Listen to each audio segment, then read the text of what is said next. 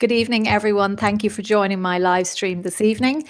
This evening, I'm joined by writer and journalist John Waters, and we're going to discuss the ongoing destruction of Ireland as a result of the globalist cult. And we're going to try and look at ways of awakening people, because this is the point that we're at now, where the awakening process is critical.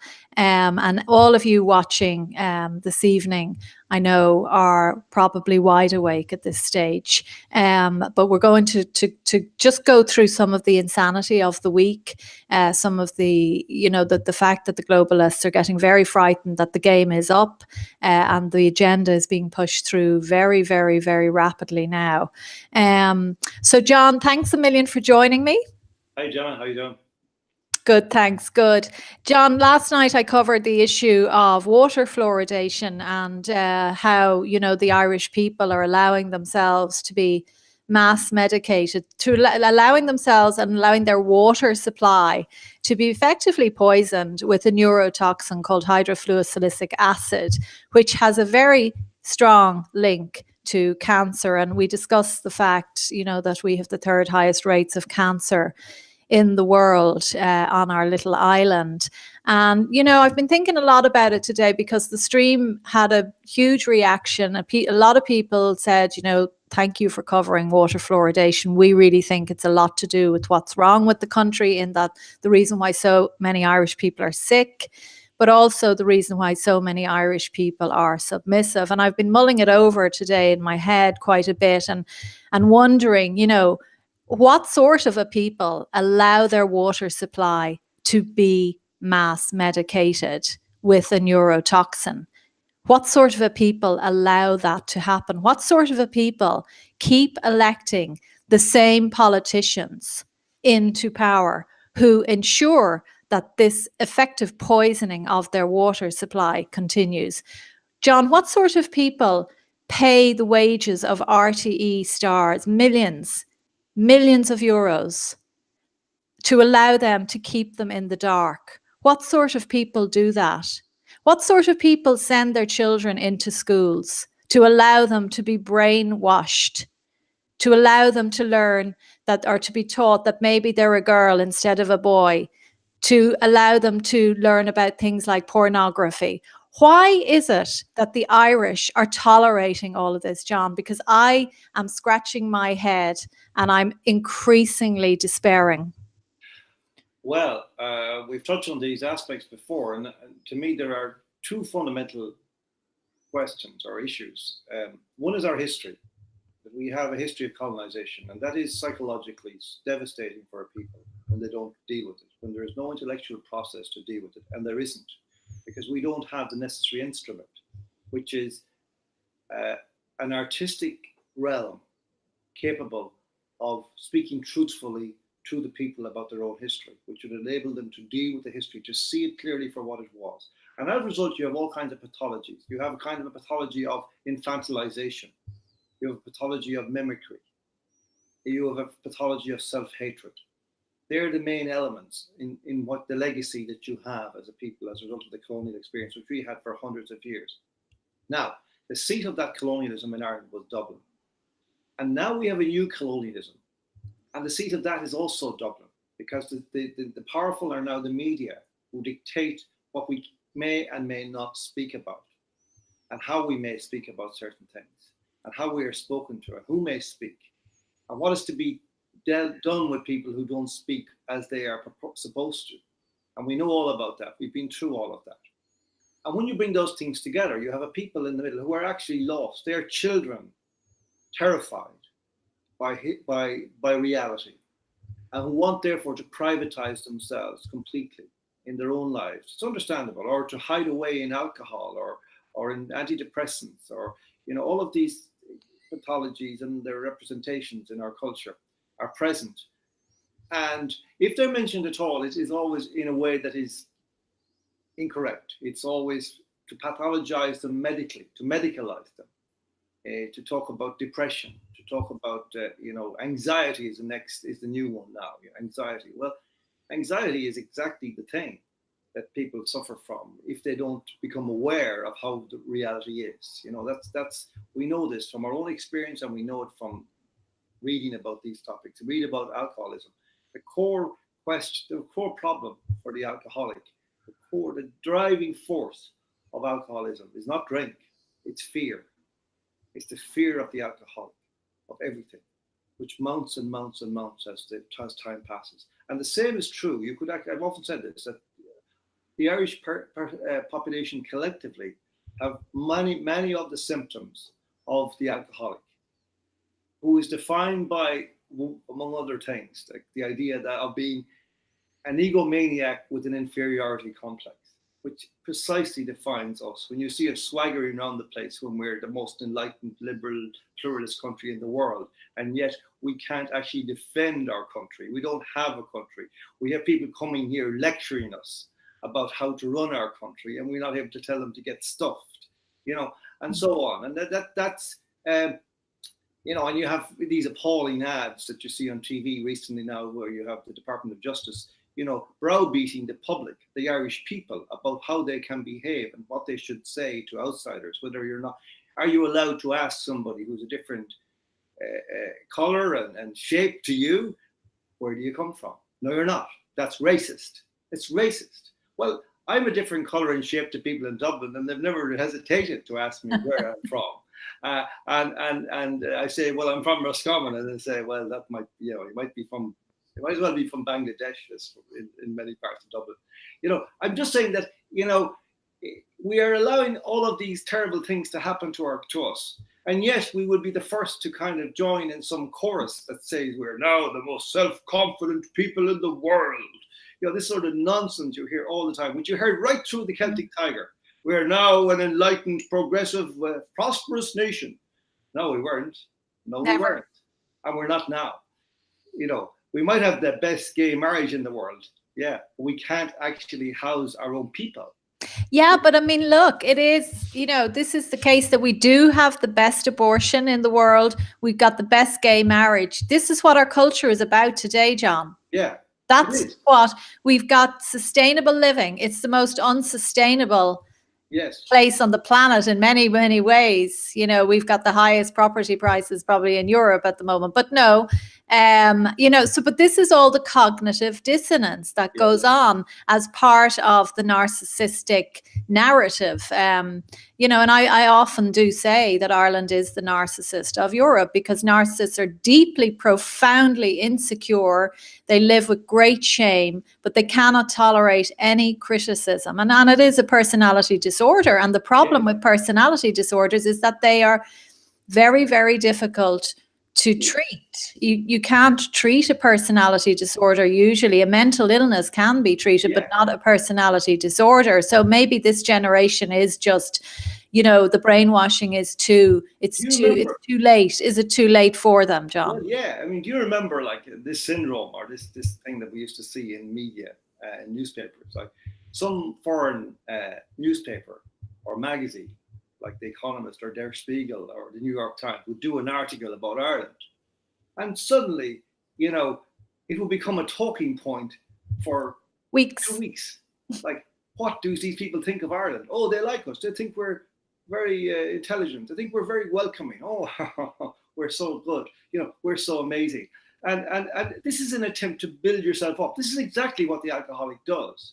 He and you can see the cracks in the, if you actually understand alcoholism. And I'm an alcoholic. I haven't had a drink for 29 years, but I know what it's like. And you have to recover yourself, your personality and your soul from the grip of this poison.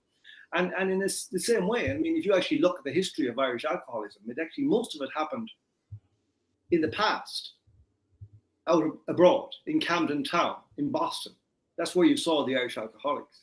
You didn't so much see them in Ireland itself until about the late 1980s. Mm-hmm. And then it started to, so we became, in a certain sense, alienated within our own country, which is the core syndrome as well, that we're alienated from reality. We're alienated from our environment.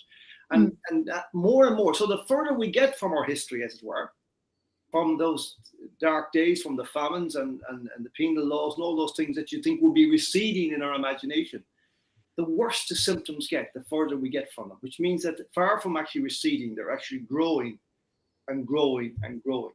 And we don't have any artists. This is really important. This is the job of artists. Our artists now are just simply trendies who imitate what happens in America and England. That's their sense of what art is. To do something, to mimic, again, to mimic something. Well, now hold on, because the Bord Gáis Theatre, I see, are heavily promoting all of the drag queens are coming. They're landing in Dublin. That's going to be a massive cultural event. It's I don't know, there's some major drag queen, and then I think she's bringing other, or he or she. I'm sorry if I offended anyone. Well, that's I didn't know about this, but I know it's an oversight on my part.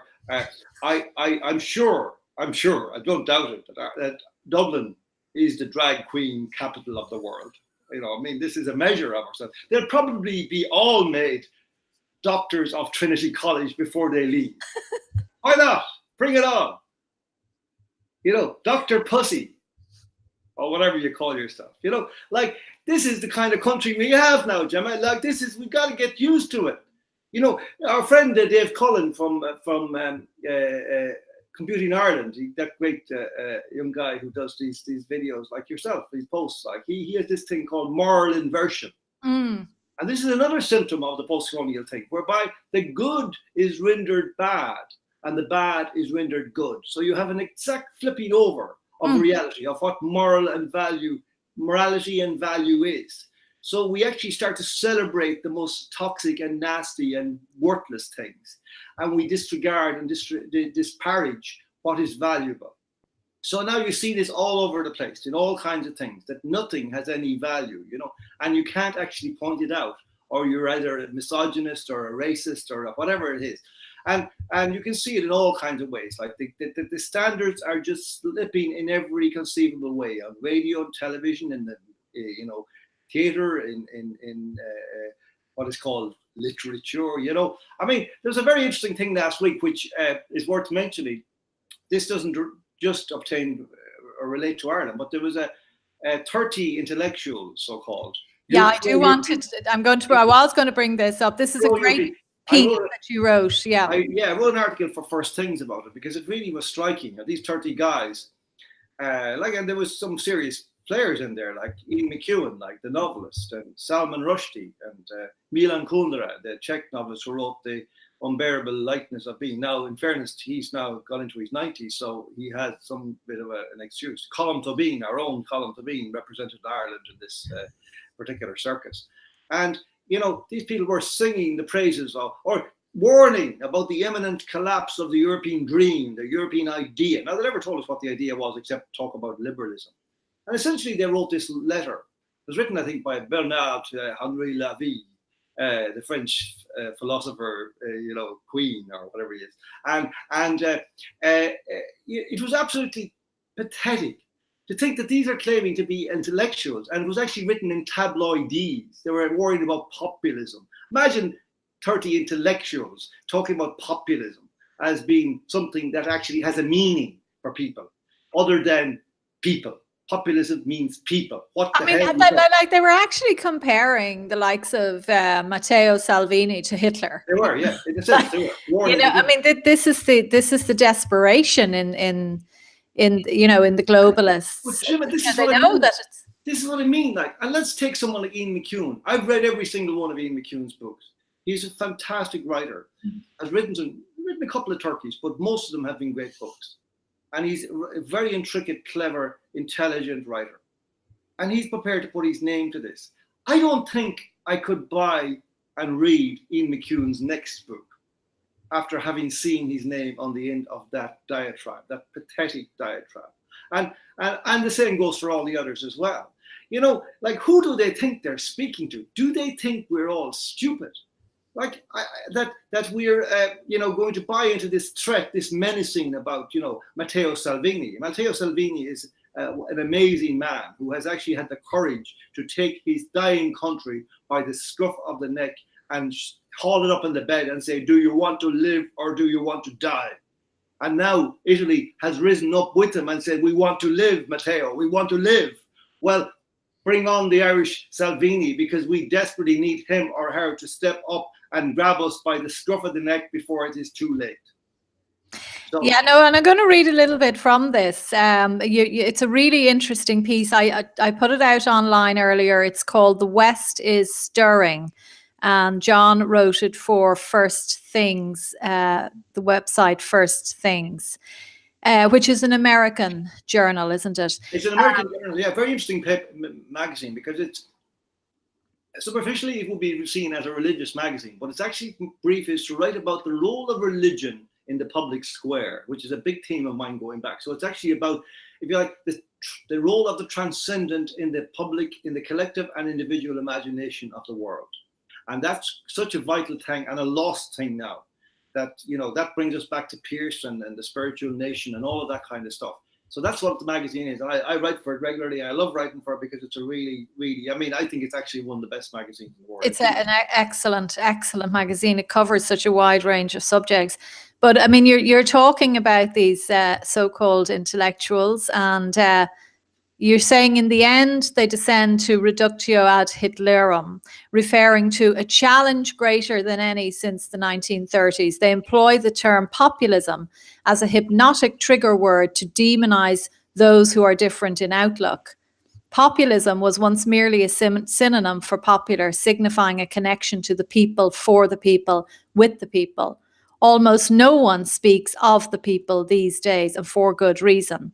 The people present a problem for the elites, who have reintroduced the concept of populism as a handy pejorative synonym for democracy, which, for obvious reasons, they cannot so readily condemn. It's a really good read. But of course, the opposite of populism is elitism, and these guys are effectively standing up for an unelected, corrupt, bureaucratic elite stuck over in Brussels. I quite enjoyed that throughout the article, in fact, the editors took out one or two of these references, but I enjoyed throughout the article referring to them as 30 EU intellectuals.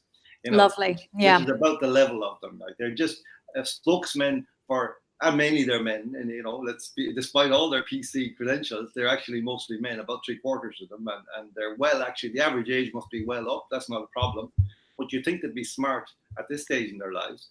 Is it that they are brainwashed? I mean, these are the sort of people that suffer from Trump derangement syndrome. Yeah, it is. Exactly. Who hate Trump's personality, and they can't see beyond that. It's all very superficial. They can't see the fact that America now has more jobs than it has people to fill them. This is really interesting, and it's really telling, you know, when you come to this from the outside, and as you come, I don't come from academia, I don't come from any intellectual tradition or anything like that.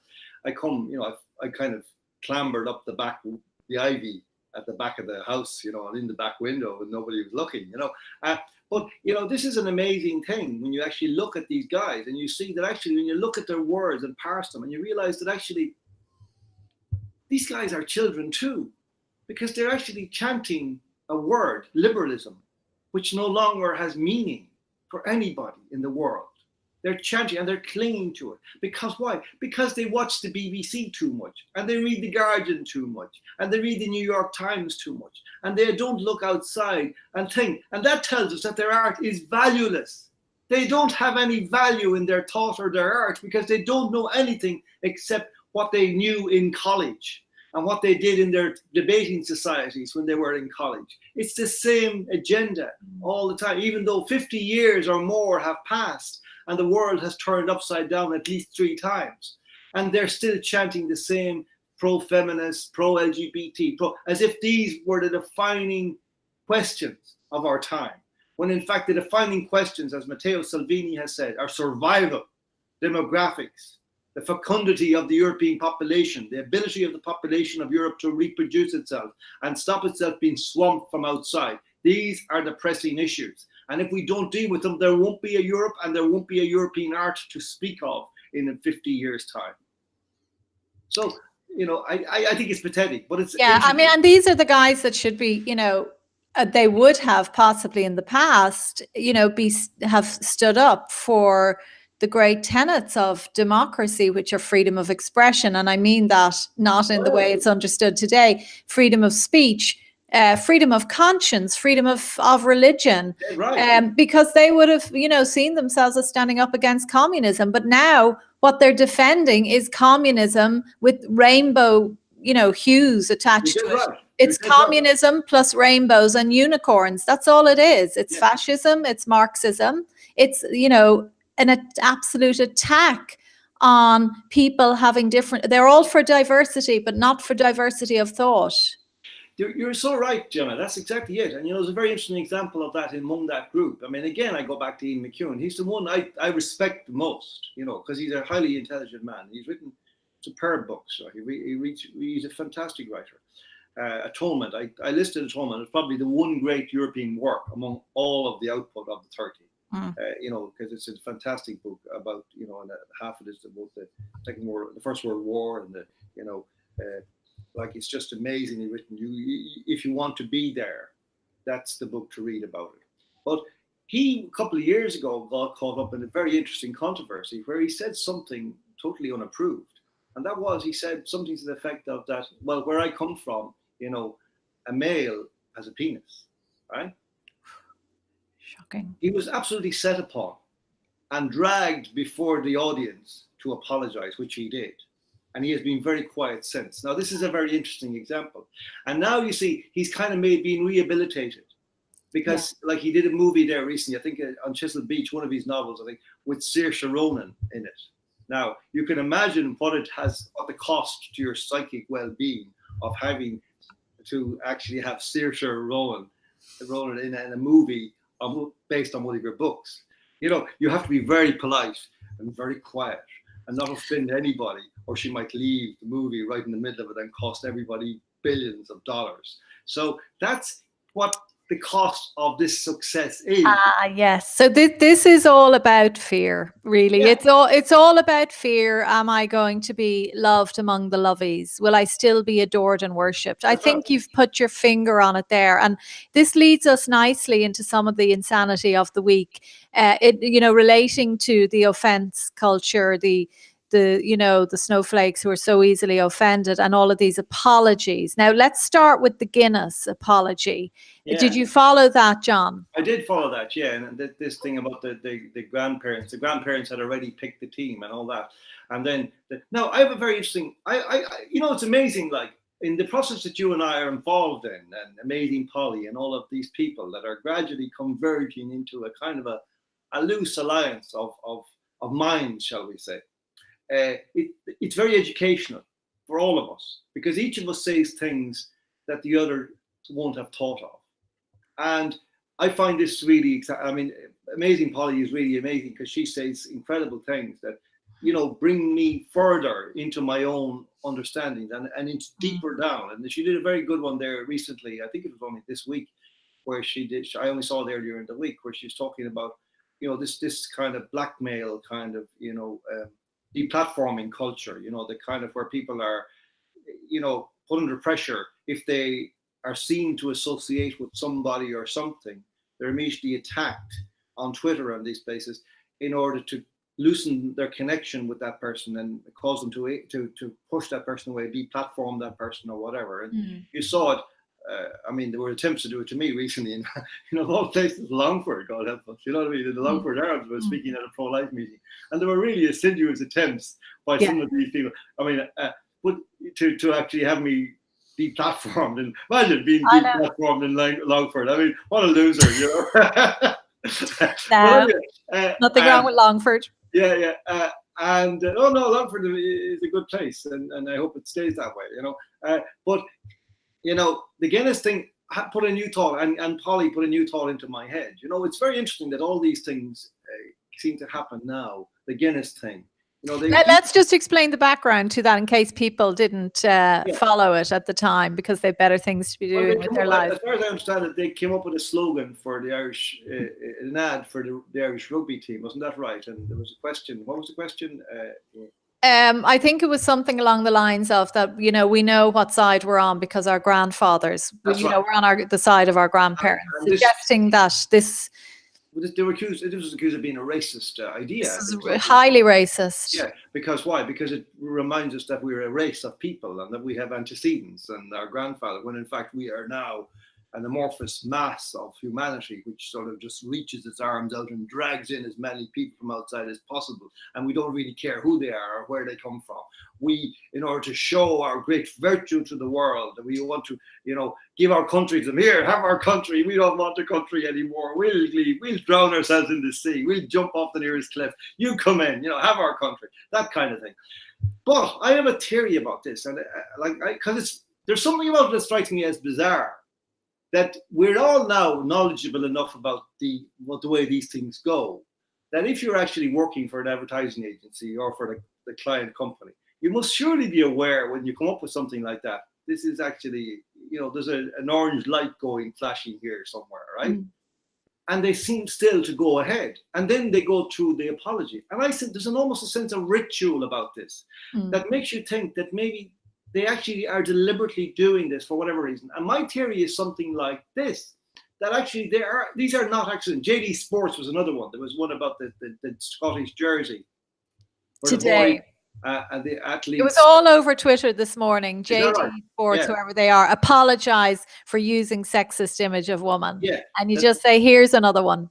Yeah, that's right. So you explain it, because I think we're on exactly the same track on this. Well, maybe we are, but I think there's a very interesting thing about it, in that it's like that somewhere in the advertising industry, there's a realization that all this is bogus. Now, Polly recently, when she was talking about that, the idea that actually this is mainly algorithms, that they're not real people who mount these mobs and campaigns to attack, whether it be whatever, Guinness or whatever it will be, or George Hook's, or News Talk to get rid of George Hook, or whatever it will be, that these are actually artificial mechanisms generated online by algorithms, and that they're not real people, that most of the accounts are not real if you go into them and so on. And I think that's actually true. And so that's one factor. The other factor is a very interesting one that I've taught for a long time, that political correctness would not have the effect that it wanted to have, that it might actually well have in the long term the opposite effect. For example, in the way that it's tried to sanitize young men and stop them, behaving in a sexist manner and speaks in a sexist manner and all that. That actually, what it has achieved, in my estimation, and in my observation as well, watching and listening to young men when they're actually together, is that when they're out in a public place where they're always very proper and talk about racism and xenophobia, sexism and all this misogyny, all this sort of stuff. And then when they're together in a place where they think they're safe, they go the opposite direction altogether. And that what's actually doing is that there's a split happening in the public imagination between what we speak and what we feel in here, right? And that the advertisers have copped onto this, and they're now addressing what's in here, not what we say. Yeah. And what they do then is they create these ads which have a momentary life. They send out the message to people, to the Irish people: you have a nation, you have a people, you have a race, you have a grandfather, right? And they say, oh, sorry about that. But the effect is good for their business, because they connect with the people in a real way, even for that short time before they have to apologize. Mm-hmm. I think something like that is what's going on. And you have that kind of what you might call dualism now all the time in Ireland. And it goes back to what we're saying about the colonial thing, and also about the media conversation thing, which we've talked about many times. That, you see, when I talk to an audience now, and I spoke to one the other night, and I was actually describing to them this very process that I discovered it. And I was aware when I was describing it that it was actually happening right in front of my eyes. Because what I was saying was that in my recent experience, people no longer speak out in public now, Irish people, in the way they used to 25, 30 years ago. In the early 90s, for example, when I was speaking around the country, like you couldn't get out of a room after speaking, because everybody will want to talk to you, and they'd have sheafs of paper and be having notes and all this, and debating with you and arguing with you as you're going out the door, and at midnight, and that's all gone. It's all gone now, pretty much. And the reason it's gone is that it's not that people have stopped thinking things, because as soon as you speak to people, you see the heads nodding, and people come up to you after you said exactly what I've been thinking for the last 10 years, things like that. But they can't share it with anybody, even with the person sitting next to them. And they're all sitting there in their isolation, all having this same thought now. This guy is saying what I know to be true. And so what's actually happening is we're all being that our thoughts are being driven by this culture of Twitter and this they see this sort of pseudo reaction on Twitter and Facebook, and they think, but yeah. But they need to understand that most of these accounts are fake. They do, yeah. But don't forget, Gemma, they're not normal people. It's not just Twitter, because the media, the mainstream media, pick up these and use. Oh, well, they have to, yeah, because they're under orders. I mean, they'll lose their jobs, as we see, you know, if they don't fall into line. So, and of course, Twitter and Twitter push it, Facebook push it. They have to. Yes. So what's actually happened is something like this: that you have these thoughts, but the thoughts are driven back into your head before you can utter them, even to the nearest person to you. And everybody's in that situation, that they're tongue-tied in the face of their families, their neighbors, their friends. Like, they can't go to somebody's house and talk about natural things anymore, because somebody will take offense or use some of those, you know, cattle prod words, you know, like racist, you know, or xenophobe or homophobe. I didn't think you were a homophobe. I wouldn't have taken you for a homophobe, you know? You know, like that kind of stuff. You see, this is the amazing thing about the language of this. Roger Scruton has a book about the new leftism, and he talks about this in the introduction, about, you know, the way that language has been used now. He talks about, like, Orwell used the word newspeak to describe these kind of concepts, the way they're used to kind of police people's thought. And Scruton makes the point that actually, you know, newspeak is always attacks. You think about it, it's always attacks. All normal words are used to, you know, to ask you, what do you think? How do you feel? Okay, you say something, and I say, I'm not sure I agree with that. Or you say to me, well, no, I wouldn't go that far, or, well, I'd go further, or whatever, right? And we have this kind of conversation, which is soft and nurturing of each other's ability to express ourselves, and, you know, anxious to hear how far the person can go in telling me things I don't already know or haven't tumbled to. That's the normal conversation. Newspeak in this kind of cattle prod culture is the opposite. It's to attack you, to stop you saying things. It's to drive those thoughts back down your throat before they can come out and be heard. Now, this is really serious, and journalism has become the chief instrument of this tyranny. That's our former colleagues, Gemma. That's what they do for a living. It's try, you know, like, you know, it happens. I mean, the only time I get inquiries from newspapers these days is when they think they have something on me. I had a very funny one today, actually, Gemma. I mean, somebody from now, I don't answer these people. I never call them back, but it's very funny. And what it is, I must tell you, because it's quite hilarious. And I was almost tempted to ring back and wind them up a bit. But the story, somebody from the Murdoch's Times in the Irish edition, you know, the Irish Times, Irish Sunday Times, you know.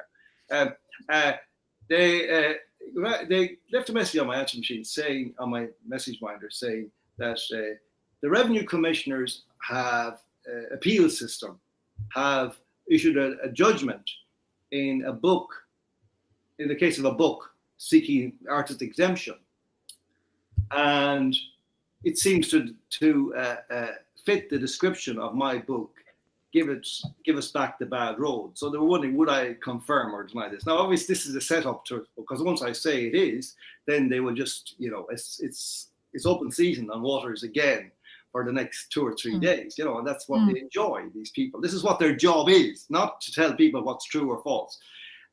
So it so happens it's not anything to do with my book. I have no idea what the book is, because I'm not putting my book in for any artist exemption, because I won't sell enough books to make any money out of it, you know, because it's been censored. And that's a better story, boss, if you're working for the Times. The censorship of my book is a more interesting story than the revenue commissioner's appeal process, because it has nothing to do with me. But you weren't interested in that, were you, boss? No. You see, and this is how it works, Gemma. You know, and it's only absolutely, yeah. No, I mean, they're right up close. You actually see how scurrilous these little rats are. You know, and this is what they're directed to do. You know, that's what they see their job as when they get out of bed in the morning. You know, get the people who don't fit into our agenda. Yeah. You know, yeah. I mean, they tried that stunt with me during the presidential campaign. You know, and. You know, I mean, they tried to make the Veronica Guerin murder with probable state involvement. The key issue of the reason why I was so desperate to, say I'm going to try and do something here for the country and run and expose the corruption. But so they did. I had made a passing comment in response to a question at about 11 o'clock at night at a meeting in Waterford in regard to Veronica Guerin. And next thing, this was the main plank of my presidential campaign. I was not allowed to expand. They would, stick the microphone under my nose and Did you or did you not? Did you or did you not?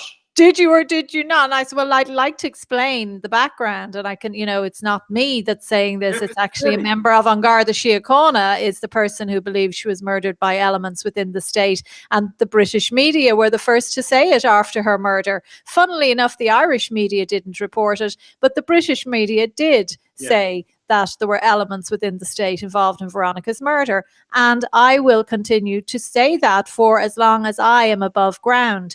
But the plan was that she must not talk about this again. So they kept saying to me, are you going to keep talking about it? Are you going to, or will you just stop talking about it? That was basically, until eventually I said I won't be talking about it for the rest of the campaign because it's nothing to do with the presidential campaign. So then the headline was, Gemma O'Doherty says she will no longer speak about Veronica Guerin. They're so pathetic. They're so, the ignorance.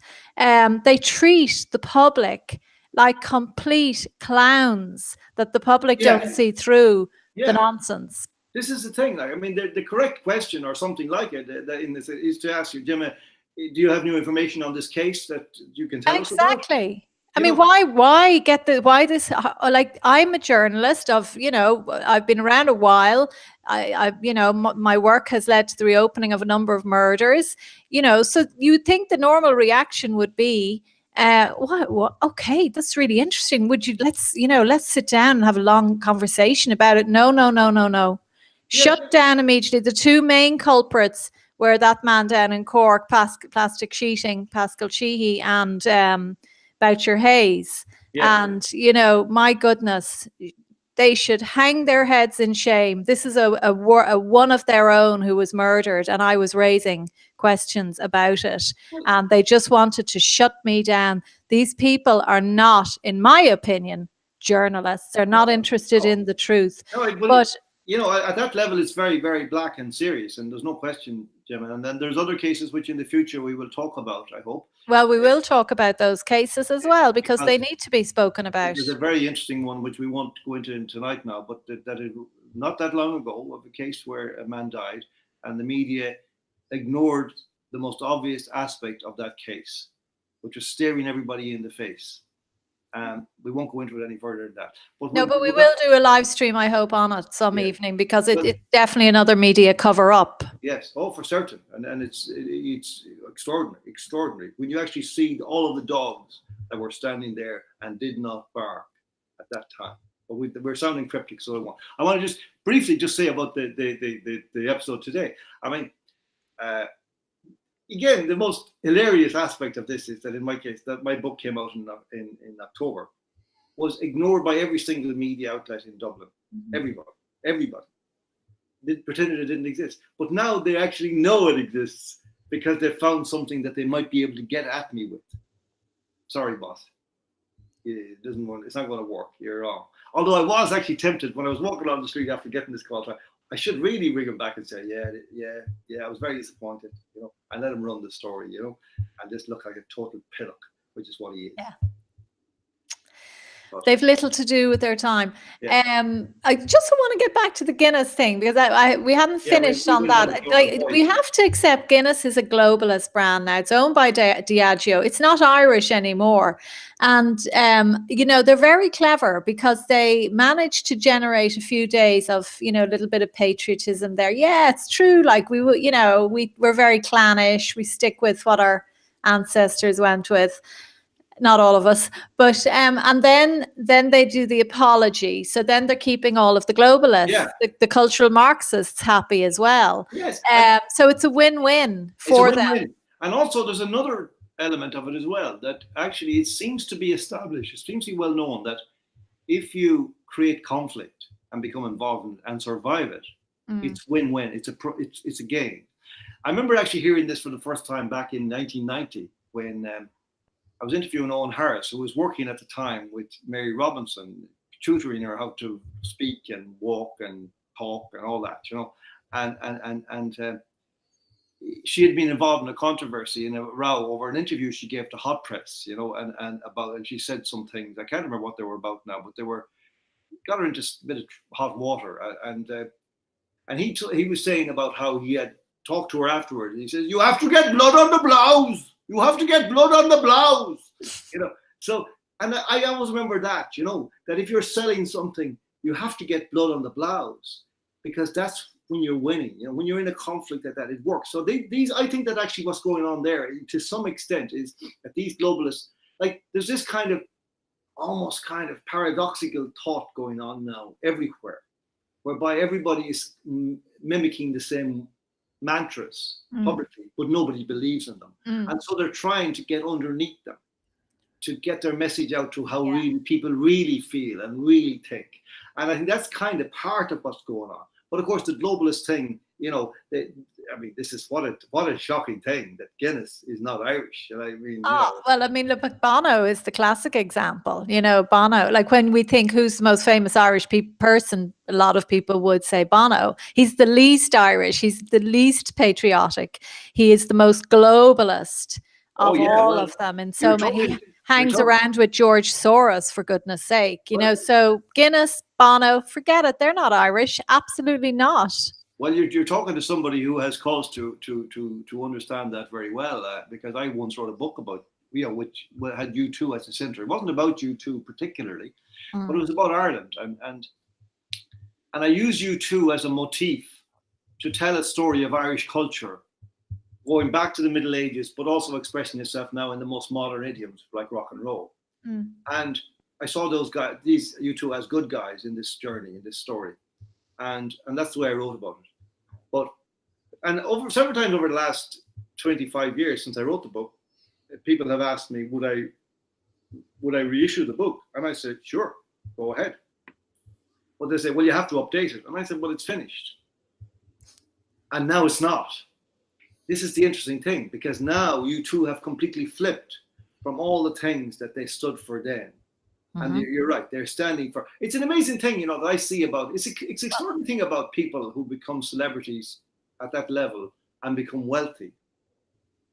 You would think from the way that their art is, if you understand their art, their music, their writing, whatever it is, you would actually very often believe that they would never be capable of becoming contaminated by that kind of process.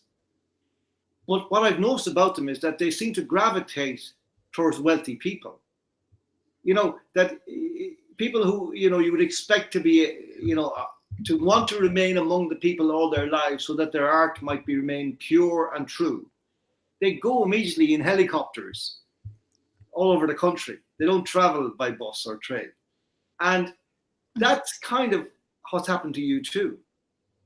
That they got seduced, like the ordinary people were too small for them. They're little dots that they see out there in the audience, little heads jumping up and down, but they're not real. That the only people that are real are people like themselves. And this is what happens to politicians as well, that they become so elevated, by their celebrity and their notoriety or whatever it is, that they can't actually find a place. This is not the place of art.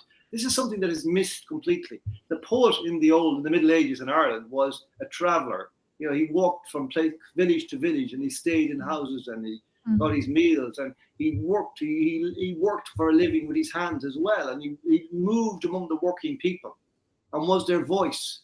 He wrote down or remembered or made up poems about what their lives were like and what he saw. That is gone now from artistic life. And we see that now in what we were talking about a few minutes ago about the 30 EU intellectuals, who should be, with the populace, with the people, with the populace and with the populace and with the population. Instead, they're with the bureaucracy. They're with the Brussels, tyrannies and with the ideologies. And the same with U2, which, frankly, they're a disgrace now. I mean, They're it is amazing. Anytime I put anything out about Bono, who is one of my least favorite people on the planet, the response is overwhelmingly negative. I would say 100%. So people are well and truly onto him, as they are to Bob Geldof. Well, I understand that, but I would have been I would have been a holdout on that question for a very long time. I would have said, no, Bono's a good guy. He means really well. He's a very smart guy, very likable guy, very funny guy, very smart, very, and I liked him personally a lot. But I watch with absolutely increasing dismay at what you two are doing now, going on stage, waving the EU flag. Like, did you ever see anything worse in all of your life? Well, I mean, it says everything, doesn't it? I mean, somebody today reminded me of the fact that the executive director of his charity, One, had gone before the Oireachtas Joint Committee on Foreign Affairs in 2017. Jamie Drummond is this guy, and had called on the government to facilitate the immigration of Africa's doubling population into Europe. So they're very much into bringing the third world to Europe and to Ireland. But you see, that's such a stupid idea. Let's just briefly touch on that, because I can't leave it lying there without pointing out the obvious. That the population of Africa is so much greater than that of Europe, and in the future it will be, because Europe's population is diminishing and Africa is escalating. And when you open the gates from Africa into Europe, in a very short time, there will be no Europe. Mm-hmm. What is called now Europe will be part of Africa, territorially and culturally and otherwise. Now, is that what they're saying? Like, they would not, the people, the artists, to get to talk about them, they would not be artists if they had been born in Africa. Because there isn't the culture that would enable those people to express themselves as Europe, the culture of Europe has allowed them to emerge, to become great novelists and so on. There are some good novelists in Africa, but nothing compared to the legacy that European civilization has bequeathed us. And for these people to be up there, and now they're pulling up the ladder and saying there shall be no more people like us, because we're going to help to destroy the civilization that gave us the lives we have lived. That is a shocking treachery of the inheritance that they have benefited from, and which they should be seeking to nurture. And to then go further and to dignify this treachery with the taunts of racism and racist, and anybody who dares to point out the obvious, what is actually happening in front of our noses. That is just the act of scoundrels. Yeah. I mean, I think, that they've tried, in the same way the whole conspiracy theorist label is just, it's not working anymore. In fact, people who are called conspiracy theorists now, in February 2019, actually are commanding a lot of respect, because more and more people are saying, actually, it's all starting to stack up. So much of it doesn't, so like the racist term, they've abused it so much, and it called people racist who are no more racist. So they've lost that little weapon that they thought they had. But what they're trying to do here is to equate something that might have had a certain validity in the time before, 25 or 30 years ago, to be unpleasant, rude to somebody on account of their color or because they were in your country. I mean, I've never, ever done anything like that. I would always be, if I meet somebody, if somebody in a restaurant, in a cafe, I would talk to them. I don't care. And it's not about, this issue is not about that person or their life or their desire to have a great life or in wherever they can make it. That's fine. This is about the fact that if you multiply that person by 10,000 or 100,000 and bring that, that's the thing. then you changed entirely But the narratives, the mainstream narratives every day now, there's somebody apologizing for racism or sexism, as we see. And this whole Liam Neeson stuff, I like Liam Neeson needs to take a serious lie down and have a little rest, because, you know, what was that all about? But I mean, it was just all fake news. It was irrelevant. Who gives a well, curse? Again, let's go back and say, I mean, again, just to let people know about that. I mean, in case, because I just dipped into it, but it was so weird that it was so weird. Like, he basically gave an interview in which he said that he was talking about this episode that happened many years ago when he was a young man, I think, you know, and he a friend of his, a girlfriend of his, had been raped, and he asked her, well, what color was the rapist? And she said black. And he says he went out with a kosh in his pocket onto the streets looking for some black person to take him on so he could beat him. And he was actually going after him because he was black, not because he had raped. Like, I'm sorry, I don't buy it. But Gemma, why would you go after somebody because they're black rather than because they just raped your best friend? Like, well, exactly. Is the man, is he losing it? I mean, I think he's had issues. Is he completely losing it? Well, that sounded like it. I wondered, was there something else there going on? You know, that I know it is maybe a very clumsy. Maybe someone like Liam Neeson is because he's been such a wuss for so long. And all this feminist and Me Too stuff that he's been doing, that maybe he, in some kind of way, at some deep level, very unthinking way, wants to reveal himself again to be the kind of man that he is in these movies. You know, that movie like Taken, where he's the kind of macho hero, you know, who always gets his man or woman back from whoever is taking them. And maybe that he's so conscious of the divergence between him, Neil Neeson, and the characters that he plays, that he's trying to narrow the gap. And or something like that, so at some deep level. I mean, I should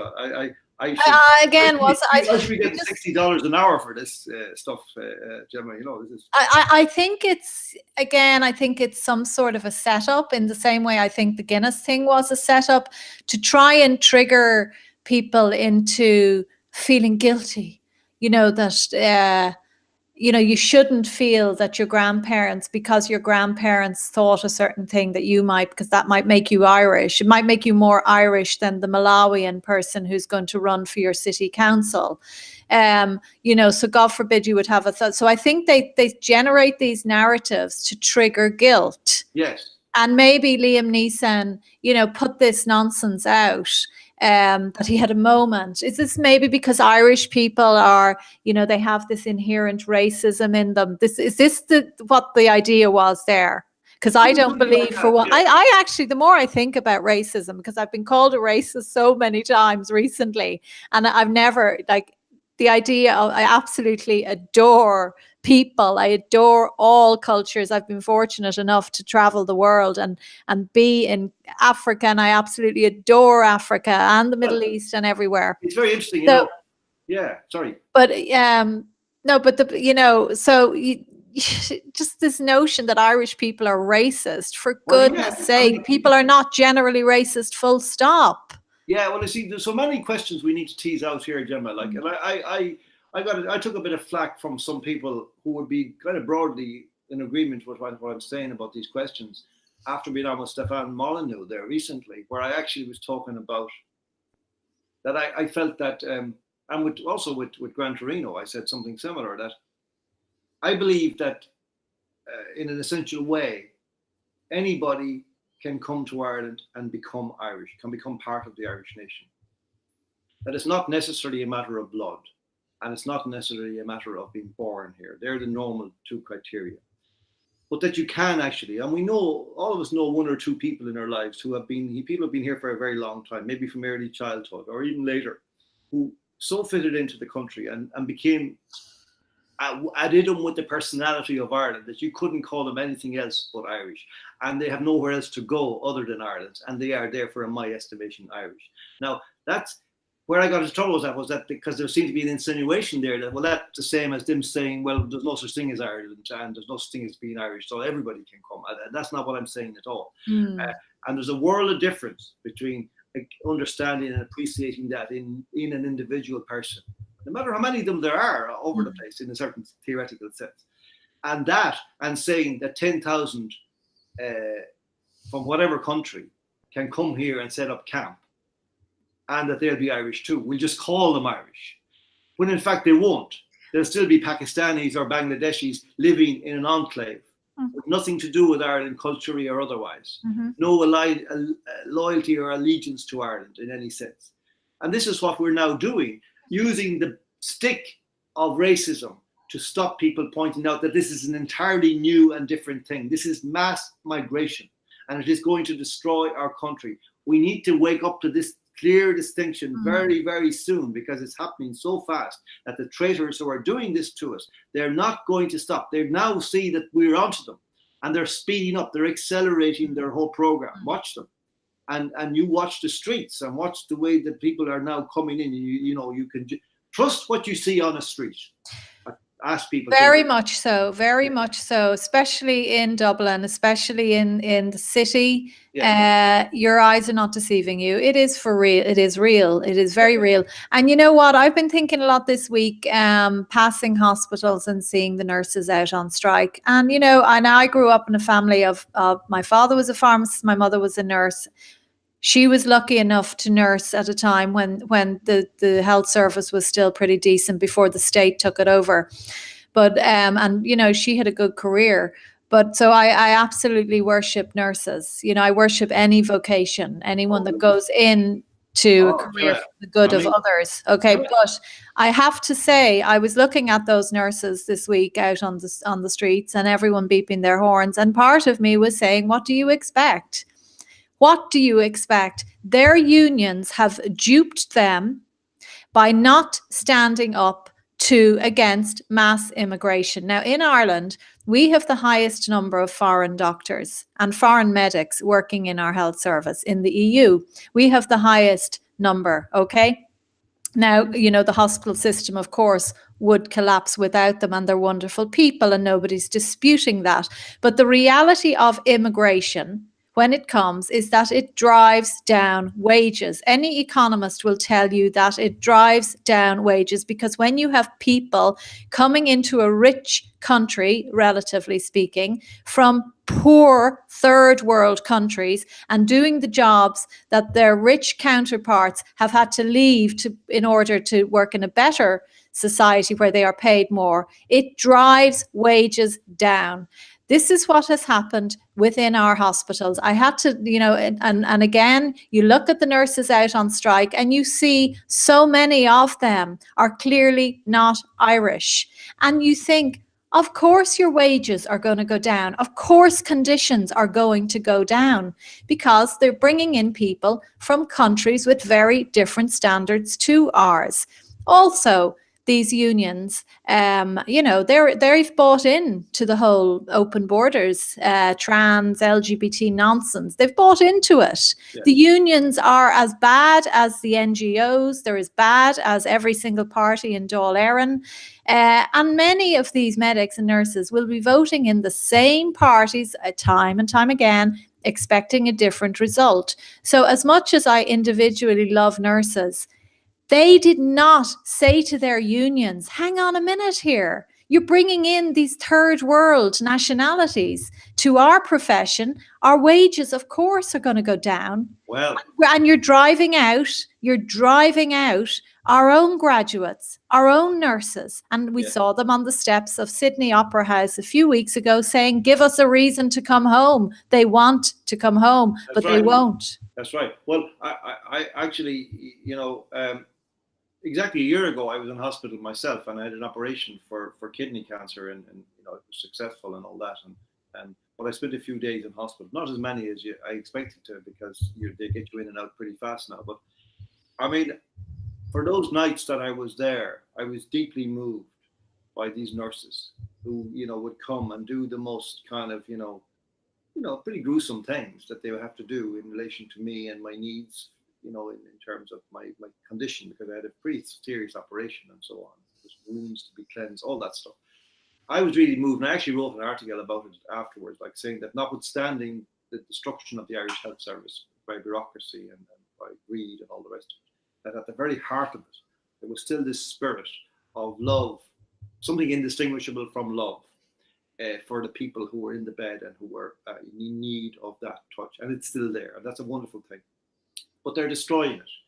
And the Sydney Opera House thing was in my mind as we're speaking again. You know, those hundreds of Irish nurses who can't come home, can't afford to come home because they can't earn enough in Ireland to have a decent life, a decent home, and an expectation of a future. That's a shocking thing because cynically the authorities have used migrants and imported nurses to drive down the wages that they can expect to get. And treat them as a slave labour force. That's what right. they are, And because they won't demand the same conditions that Irish nurses. They're purely a slave labour force. I mean, there are many aspects to that, because one of the things, and we've talked about this in other contexts, in terms of the hospitality industry and otherwise, that actually what's happening now is that there is a dilution of that spirit, that, you know, when you're in that vulnerability, that, you know, the nurse dealing with you is an Irish person who can actually talk to you about, you know, your country, where you're from. You know, that was a question you were allowed to be asked. Where are you from? That was the first question people. You're not allowed to ask people that now, apparently, because if they have black skin, it will be racist or a microaggression at the very least to say, where do you come from? You know, and so now we have this situation where you have nursing homes, for example, and the only person working in those nursing homes is the receptionist, who is Irish, is the receptionist, because they want the voice, the Irish accent on the phone. Otherwise, the old people there, who are basically abandoned by their families in most instances, have nobody to talk to, because the people they're dealing with don't understand their culture, where they come from, their history. And nobody cares about this. There is no value placed on this as a loss or as a possible, restoration, if it were to be made by some future sentient government. So say, look, wouldn't it be amazing, Gemma, if we could actually have a government who would actually go back and say, look, all of this stuff that's been done in the last 20 years, you know what? We're going to reverse it. We're going to put marriage back where it was. We're going to put the rights of the child back where it was. We're going to put the rights of families back where they were. We're going to put Irish people back in those jobs that they have walked away from because they couldn't earn a living in them. And we're going to restore Ireland to something of the beauty that it once had. Yeah. That would be, there's a well, I mean, it's going to happen. It's going to definitely happen. I don't care. Like, this is partly what we're doing, and we've other plans as well. So Ireland is going to change. But I mean, it's getting back to this theme of cognitive dissonance, confusing people that, they know that they should not be ending up in nursing homes in the first place to the level that they are, because their adult children should be in the country, should be there to look after them. Now, I'm not saying that, some people do need to go to nursing homes, but by and large, a lot of people in nursing homes tonight don't need to be there, but it's the breakdown of the family. In our grandparents' and parents' time, they weren't dumped into, that they didn't dump their parents into nursing homes. So this is all part and parcel of the breakdown of the family. Just, like, it's not normal for parents to be waving goodbye to their children. This has all become normalized at the airport. It's not normal for grandparents to be wheeling their infant grandchildren around in buggies all day. This is all abnormal. Yes. It's not normal for children to go into school and be told, if you feel like a girl today, but you're a boy, that's okay. That's okay. Yeah, your feelings are real. None of this is normal, but people are accepting it as normal. And this is what drives me crazy about this country. And it's the unspoken, this glass of water here, right? You say to people, this is actually not fluoridated, but imagine it came out of a tap, and they said, no, it's fine. That's a clear glass of water. No, just because you can't see what is in it, there is neurotoxic fluoride in there. Just because you can't see this baby that is about to be born, it is still a baby. You mightn't be able to see it at the moment, but believe me, it's a baby. So it is murder just because it hasn't come into the world yet. This is the craziness of this country at the moment, that so many people know that they are living a lie. They're living a lie and they're going along with it. Yes, well, why? Because the media keeps this constant high octane commentary of a particular kind that leaves out so much that would actually cause affirmation to occur among people and to actually understand what's happening to them. That again, yes, the abortion thing. I mean, that was an abomination. That the people of Ireland were convinced to go out and vote down the rights of particularly infants, like, it's a shocking thing. If you actually dwell on it, like, you go into it, it's heartbreaking beyond belief. I mean, I can't even dwell on it for any more than a few seconds, because once you begin to understand what that means, you actually have to look at your neighbors and say, are you real? Are you human? Like, did you vote for this? I mean, but there's so many other things that the media have done and are doing on a daily basis. These, rats, really. I mean, like your friend from Denmark the other night was talking about the banking industry and about the nature of the money system and all that. This is so vital to what you're saying about the slavery that has been imposed on people, on families, on fathers and mothers, to drive them away from their children, to drive their parents out into the home, the old folks' home, so that they won't be in the way. Like the normative, healthy, even when we had no money, the turning over of human life, that when the older people grew up, they were there, they were loved and welcomed in the house because they were vital, not to wheel the children around and the grandchildren around the buggy, but to actually be there to speak to them and tell them stories and sing them songs and tell them of the wisdom that they had acquired in their long lives. That was part of an understanding of what humanity was. And we have placed no value on that. We have subtracted all that value from all of our existence and created this idea to people that, this rat race of striving to have a slightly better house is worth the sacrificing of the love of your children and the well-being of your children. And, again, I come back to this idea, the extraordinary thing that we now see, that in our lifetimes, the idea of bricks and mortar, of a rectangular shaped house with a slate roof, can become the instrument of enslavement for two people for 35 or 40 years. That's an unbelievable thing, because actually if you take all the slates off the roof and you take all the concrete blocks down and you put them up in stacks and look at it, it's nothing. It's worth a couple of €1,000. And yet this put together is enough to enslave two adults for the totality of their lives, take them away from their children in all but actual occasional physical presence, just hand their children over to ideologues who will concoct, as you say, poisonous pornographic programs for them to poison their minds and their hearts and take away their childhoods from them. And then this, we're told, again, going back to Dave Cullen's thing, the moral invention, we're told that this is good, this is enlightened, this is compassionate, this is modern, when in fact it is savagery beyond belief, what we're now doing. The criminality of the present generation has, I think, no precedent in Ireland. And when I'm talking about grandparents, I mean, increasingly you see elderly people pushing buggies around. You're thinking they're dumped with these children for the week. These people are not enjoying the autumn of their years. That's right. Because their own children are, keeping the bricks and mortar above their heads, and they're dumping their children, and it's not necessarily their fault. But I think I hate when I see that, because I think it's so cruel. But isn't this true also? That when you say something like this to people, they look at you and say, yeah, but houses are very dear. Yeah. And you say, yeah, and why? Is it the bricks or is it the mortar that makes them dear? What makes them dear? It's banking that makes them dear. It's the thieves who are using their position with their control over the money supply to hold you to ransom from your children for the totality of their childhoods. Do you get it? Yeah. People don't get it. They think, no, I wouldn't, no, that's a bit far. You're going a bit far there now. You're a bit controversial there, John. Like, come on, wake up.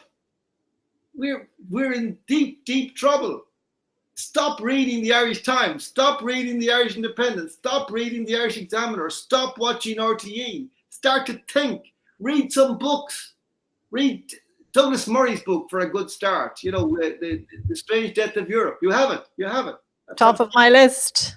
Everybody must read this book before the European elections come around. Read it. Absolutely. And vote according to it, because it's the truth about Europe now. Stop voting for all of the politicians in Dáil Éireann, a new batch who I believe many of whom will be good people and will put their country and people first, are going to be there. If you keep voting for Fianna Fáil, Fine Gael and the communist left, you and Sinn Féin, you cannot complain about where the country is going. If you're now going off to watch RTE at the Late Late Show, you don't have the country's best interests at heart. You maybe don't even deserve to have Irish citizenship, in my opinion. You know, they're at it, I believe, now. Today, I was listening to somebody saying, they said that the weather was going to be a lot worse than it actually is. Now, I don't watch RT anymore, as people know, but I suspected that they're doing this don't go on treacherous journeys brainwashing again. And I was saying this to you earlier, John, like, who do they think they are telling us to stay indoors? You know, telling us like this is all part of the brainwashing and people don't realize it. And they see how effective it is that we can actually, as the government propaganda machine, we can actually keep people, like curfew people. And people are dumb enough to allow some idiot in RTE tell them not to go out. If people want to go out and take a risk, or, you know, like be so brainwashed by these lunatics in RTE. I just the whole thing is they treat us like children. Yeah, it's kind of like, it's like a drill that they do, like a fire drill. Every so often they do this now. And like today was a very good example. And I mean, you know, much as I can kind of see into it, I'm also caught up in it as well, because, you know, I was out this morning and I noticed disgust and I said, oh, yeah, I better get home, you know, but I mean, I was out also with my daughter, teaching her to drive, and like we came across 3 twigs on the road, and that's the totality of the storm damage. Like, you know, it's just absolute gibberish. And the roof could be blown off the country tonight. Yeah, that's not the point I'm making. The point is, like, who the hell are RTE to be telling people not to go on treacherous journeys, don't go outdoors? That's not their job. Their job is to give the news. If people want to risk, but it's all about disseminating panic. Yes, and if we can frighten the population, make them nervous Nellies, keep them nice and nervous and frightened, then they won't think for themselves. And have them gather around the television, you know. Ah, now you have it. So that they'll all feel safe and secure talking to Ryan. You know, that's Daddy, Uncle Daddy, you know, Uncle Ryan, you know. God help us. Like, God help us. Can you, like, Gemma, really, when you see now the figures who are now dominating our landscape, like they're pathetic, you know, the commentators, the so-called fathers of the nation, the politicians, like, you know, Varadkar, Harris, like these, like you can't even call them children, because that would be to insult children, you know, and like they're just non-entities beyond belief, and toxic non-entities at that, and we're in such serious trouble that you don't know where to start. But the question is, and I'm thinking about this a lot these days, because I have no doubt about it, looking at Europe, looking at the yellow vests in France, looking at Salvini and Lega in Italy, and looking at him, he's growing, you know, every day it just gets bigger and bigger. And Vox now in Spain, they've started to move in Andalusia, and they're becoming a national party from almost nothing a couple of years ago. Like, they started from nothing, which is a great hope for Ireland, because, you know, Lega is hopeful, but if you look at the history of Lega, and I know if going back to Lega North, they've been there since the early 90s. That's a long time. We can't afford that it takes that long to create the opposition we need in Ireland to take our country back from these people before it's too late. We need to get some kind of gravitational force going that will draw the good people out.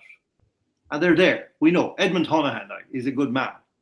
We need people like him, and people not like him, but also good in different ways, to actually start to kind of wander up the town, as it were, and into the square, and hang around with their hands in their pockets, waiting to be told what we should do, or to decide among ourselves what we should do. This is the next stage. You know, if there is to be a saving of Ireland, this needs to be it.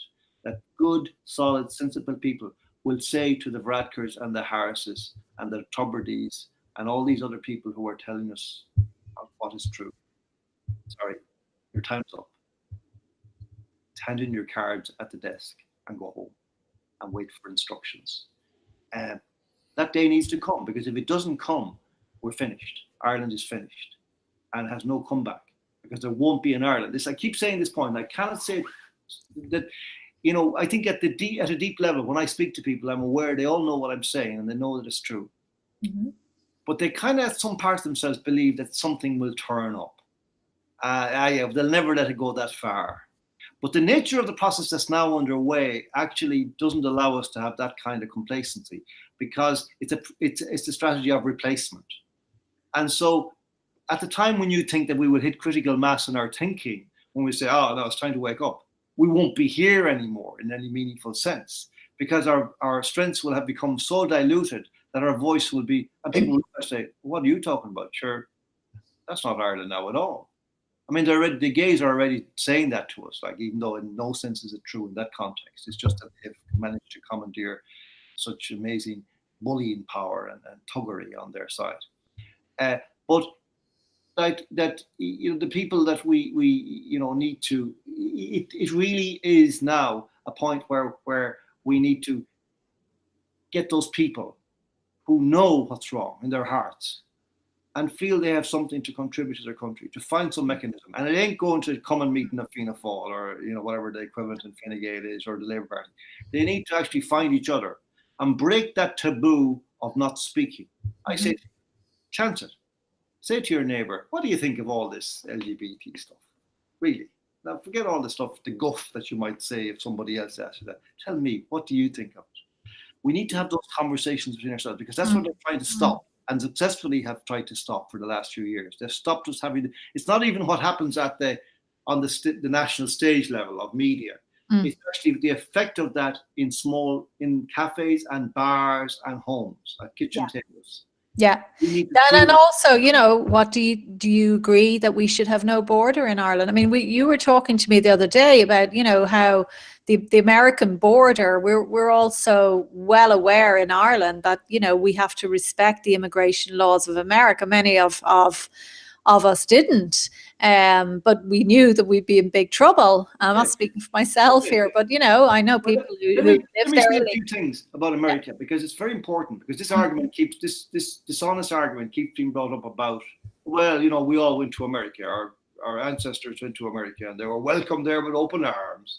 Well, sorry, that's not what happened. America needed people to build it. They needed workers. They needed navvies. To do the work of building America. And in that sense, yes, Irish people were welcome. They weren't offered houses or dole or anything. They came and they worked like slaves, which in effect they were. And America was good in that sense for people. But they became America and they built America. But we need to start thinking, what do we know about America? Because this guff can actually overwhelm our reason. You actually think, if you go to America, you go up to Dublin Airport, and they have pre-clearance in Dublin Airport now for years, and then if you go along there to queue up to have your papers checked, there are about every morning 8 or 10 very stern individuals, mostly men, mostly look like Kojak, they're all shaved and it's yes sir, and it's, will you stand a little bit back from the desk, please, sir? And they say yes, and they're very stern and firm. And they ask you, what's your business or pleasure, sir? Why are you going to the United States? And they go through all that. And you might think these guys are very obnoxious. No, they're not. They're actually enforcing the law. They're actually insisting that if you go to America, you respect America and understand that America is intent upon defending itself. And it has always done that. Under every single president of the United States, it has done that. And there was never a question about it doing that until Donald Trump came along and tried to do the same thing. And they said, no, you're a racist because you're doing this. You see this nonsense again. But Obama did the same thing. If you look at the facts and figures of his tenure, exactly the same. Clinton did the same. There was never any moment when America did not defend its borders. And now it's expected to. And every kind of Tom, Dick, and Harry now in Ireland and elsewhere says, Trump, this won't let the Mexicans in, No, he won't. Nor will he let me in unless he knows why I want to be there and how long I'm going to stay and what are my intentions towards America. And I respect and admire Americans and their president for that position. I do not expect to be let into any country unless I am questioned as to my intentions and how long I'm staying and what is my attitude to that country. So the other thing about America that is always misrepresented is this idea that, it's a free for all, a melting pot that is kind of, but it's not. There's a lot of subtle controls in America. You are an American first and foremost when you live there. You become an American very quickly, I think, and people understand that. It's a very nice feeling, and you meet Americans, and it means a lot. Their culture is very strong at that level of, coherent loyalty towards America. No matter who the president is, they may be disloyal to a particular personality. And what country do you see flags in gardens more than any other? Like, they absolutely are nationalistic and patriotic. Yeah. Imagine if we had our footballers doing what they were trying to do over there about kneeling down when the national anthem was being played. We'd be celebrated. They'd be heroes in Ireland if they started doing that, like that kind of thing here. But there's actually a serious rupture in the country on account of it, and it's still going on. Like, people take these things very seriously, and of course the craziness about Trump has changed things in a certain way. But it's a very interesting thing that his State of the Union speech the other night, which hit all the bases of his presidency, and hit all of the bases of his critics, demonization of him, and was very successful, and had a 76% approval rating right across the board. 76% approval rating, unheard of. So people don't need to wake up about what's going on. I said in that article, and I say it again, that the 30 EU intellectuals that, a far right, this kind of right-wing kind of populist movement, this is not what's happening. If that's what you think was happening, you're so totally wrong that you're not even in the game. You're not at the races. What's happening here is a revolution from what I call the concrete center. And it's a revolution of people who make and mend things, in a sense. It's the people who have built America with their hands, with their sweat and their blood, who are voting for Donald Trump, because they have been disparaged in the era of the Clintons. And all of this new virtualism has been allowed to present itself as the reality of America, when in fact it is actually the peel masquerading as the fruit. The people who vote for Trump are the fruit of America, not the peel. And they are the people who have worked their fingers to the bone and want to simply hold what they have built.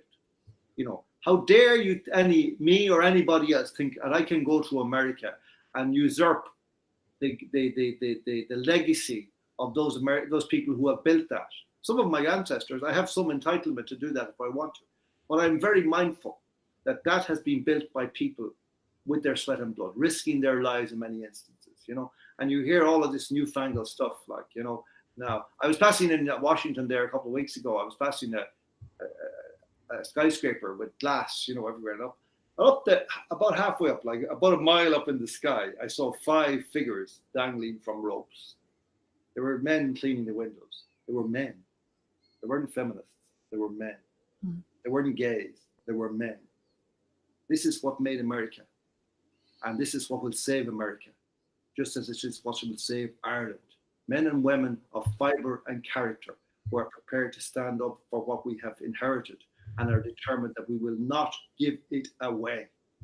That's what that is what is demanded of us now by these nothings who come here and declare themselves to be our leaders without ever asking us what we thought. Does anybody remember electing Leo Varadkar as Taoiseach? No, we didn't. We didn't elect him. He should be ashamed of himself to continue in that position. Let him pull himself up before the Irish people and see how he goes. Fine, if he's elected as Taoiseach after that, but he hasn't been elected.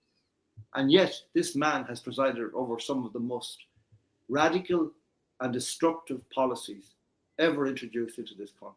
Most of all, the right to basically to kill children, which is the beginning of the thin end of a very thick wedge that's coming down. Because now, I've said this a million times, I've asked for 2 years for a lawyer to go to a court and ask a very simple question of the judges there.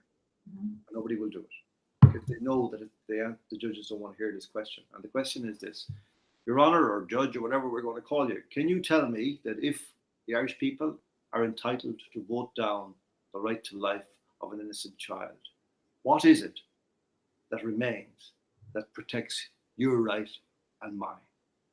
What is it? There is nothing. There is nothing. There is no right to life in Ireland now because we have disintegrated that right by voting for abortion. Not for abortion. It wasn't a simpliciter vote for abortion. It was, first of all, saying there is a protection for those children in law, in the Constitution, which is an impediment to abortion. Let us disintegrate that and abortion can be permitted. That is a moment that the Irish people may yet live or die regretting. Well, it's, you put it all so well, John, and all I ask of people is that they just start to stand up to it. I was in a card shop today and I saw a card and I said, if John Waters saw this, he'd actually put a brick through the window of this shop. But to me, it sort of summed up everything that is vile and nasty and vicious about this cultural Marxism. I'll show it to you here. You can probably see it. Right? Yeah. Now, maybe this is the norm, and maybe this has been around for a long time. It's the first time I've seen it. This sort of, it's sort of symptomatic of the brainwashing that's going on. Well, yeah. The hatred, the hatred between trying to create this division between men and women. That men,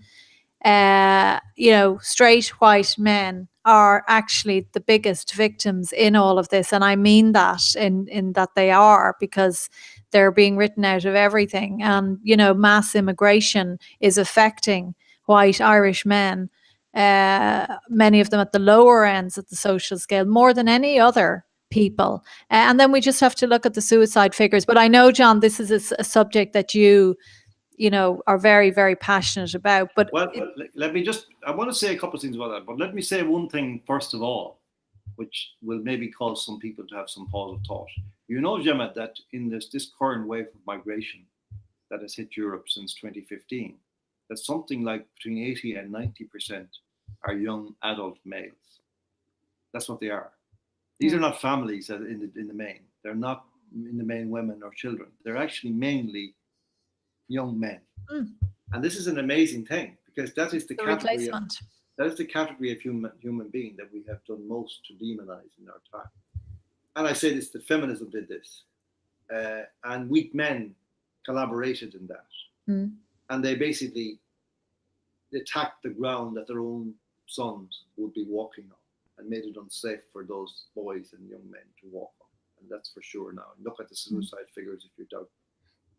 But I don't see these guys coming in now being willing to stand up to this in 20 years' time. Because make no mistake, if we don't get our ideas sorted out, these people will come in and they will dominate our culture in a very short time, because they have, whereas we have no beliefs in anything of any value, they have total belief in certain ideas, and they will insist upon them. And they will very soon, as they're now doing in Germany, by the way, saying to the people of Germany, and I've seen this, it's in Douglas Murray's book, he documents this, where people, migrants are being interviewed, and they're basically in Germany, and they're basically saying, these old Germans need to find another country, because this is our country now. That's the mentality. And so in that country, feminism... Well, we saw this week in New York, sorry to interrupt you, that there's now Sharia police carrying out security on the streets of New York. People are naive enough to think that this would never happen in Ireland. Why are the Muslim people building these super mosques in Ireland? Is it because there's only going to be a sprinkling of them? No, because they're going to be the dominant religion. And if you want to live under Sharia law... Gemma, it's because Islam is the religion of peace, don't you know? Well, it may well be, or it may well not be. But the reality is that are we going to allow Ireland to become an Islamic state? That is what is going to happen. Bradford, I believe, now correct me on this, but I believe Bradford City Council is entirely Muslim now, and I need to check that. I think it is Bradford. Birmingham, I've told people, go to Birmingham, see it with your own eyes. You know, London, the most popular name in London is Muhammad. Now, Britain has a stronger, I believe, culture than we do. Okay, I believe their culture is stronger than, and they have not been able to stand up against that. We will be wiped out in the blink of an eye unless we stand up to it now and say, no, as much as we respect you, Islam, we're not actually going to turn from being a country run by another church, but one run by one church, which, you know, for right or for wrong, can I recommend? And now to be run by another church. We're not having that. And that's what Islam is about. It's a political ideology, and it is everywhere in Ireland now. We see the ISIS training in the Wicklow Mountains. ISIS' primary objective is to destroy Christianity. Check it out if you don't believe me. Their primary priority is to destroy Christians. All right. Yes. So, I would like to suggest another book as well as Douglas Murray's book, The Strange Death of Europe, which people, if they can order it or in from their bookshop or wherever, ideally not Amazon. It's called Reflections on the Revolution in Europe, and it was written about 10 years ago. And there's two things that jump out at me from that. One is that Ireland was that time regarded as the softest immigration touch in the world. That's 10 years ago. So what are we like now? First of all. Secondly, that Europe was, or the United Kingdom was regarded as the basket case of Europe on the basis of its immigration. And let me tell you something very interesting.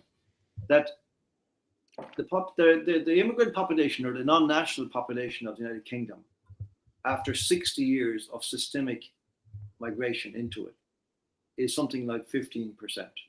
Mm-hmm. The proportion of the Irish population that is non-Irish, after 15 years, a quarter of the same period, is 18% and rising rapidly. Now, if they're the basket case of Europe, what are we? What's left for us to call ourselves? Like, I think it's time that we started to disentangle all of our ideas and stop these shills bullying us into silence with their, you know, as I call them, these cattle prod words, like of, you know, racist and xenophobe and all this, you know, shut up. And actually think about our children and our grandchildren and what kind of country we're going to leave them.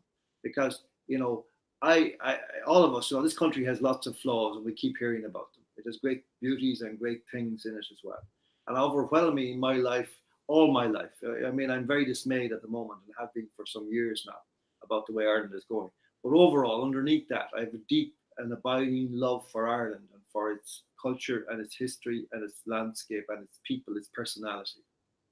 I regard myself as being given a great gift in my life to be Irish and to live in this extraordinary country for all those years. Some days I wake up and I am in a deep despondency over what's happening. But nevertheless, when I go out into the landscape and look, I say, oh, thank God I'm Irish. So, I mean, I got this country in whatever form, and it was, you know, imperfect in lots of ways.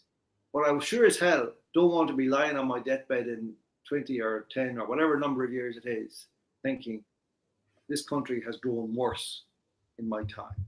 I am giving this country to my daughter and her children in a far worse condition than that in which I received it. That would be an unforgivable sin and would destine me in my own imagination surely to nothing but the fires of hell for all eternity, if there is a God and has any sense. We have to fight this evil. We have to protect our children. We have to defend our country. We have to reclaim our country from the evil that is taking it over. And that is an evil that is based in the cowardice of our local leadership, their cravenness, and their, you know, absolute capitulation in the face of globalist bullies and their handouts and their threats. And we need to replace them as soon as we can. with decent people, and there's no shortage of decent people in Ireland. We do have them, but they're just silent at the moment. Now, we need to start practicing talking to another, tell each other a little bit of the truth every day, expand our minds again so that we can grow again into some kind of consciousness of who we are and what we have inherited. Otherwise, it won't be there for our children.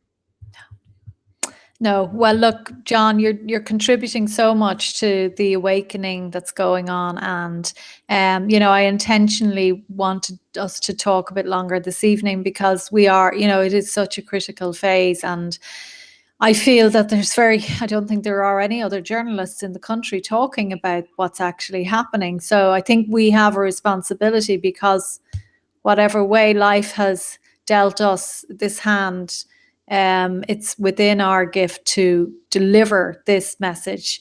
The war against globalism is the war that we are fighting. We're not fighting any other war. It's the war against globalism. We are fighting to save our country. And I think we have about 400 or 500 people watching us now. I am pleading once again with you all to do whatever you can to spread the word about this, because those of us who are very, very heavily involved in this work are seeing how far down the road Ireland is, and we are increasingly very worried. So please spread the word, subscribe to my channel. Try and get as many people to listen back to John's conversations with me, and everything that he is saying, which is 100% spot on. But there's also an awful lot more out on YouTube as well that will educate people. People have to be woken up now at this stage. So for all of the 500 people watching us tonight, and by tomorrow night it'll be 2,000 and 3,000 and 4,000, every one of you, please do your best to waken up somebody within your family, somebody who you think might not want to know this, but try to present the facts to them that Ireland, the Irish, will be an ethnic minority in probably a decade, maybe 20, but we're, the rate we're going, and all of the dreadful things that are happening, and that these things are happening, and we've got to try to put a stop to it now. So I think, John, we'll let people get on with their weekend for now. Thank you so much. Unless there's anything else you'd like to add, John. No, I think you've said it all pretty well there. I think we've covered a lot of stuff. I mean, the globalist thing is exactly the thing. What is globalism? Well, put simply, it's a culture which puts money above everything else, which is determined to level everything out and doesn't care about the cultures or the inheritance of value that people have built up in their own places and the attachments that they have acquired to those places and the way they have made them safe for their families, for their children. They don't care about any of that. They want to generate chaos because they can make more money in chaos than they can make in stability. We, the people, need stability. They want chaos. We have to choose whether we want what we need or what they demand. Okay. All right. Well, on that note, I think we'll both say good evening, and thanks again to everyone who joined us, and we'll be back soon. John and I will continue this conversation, even if we drive you all mad. Okay. Good evening, John, and good evening, everyone. Thank you.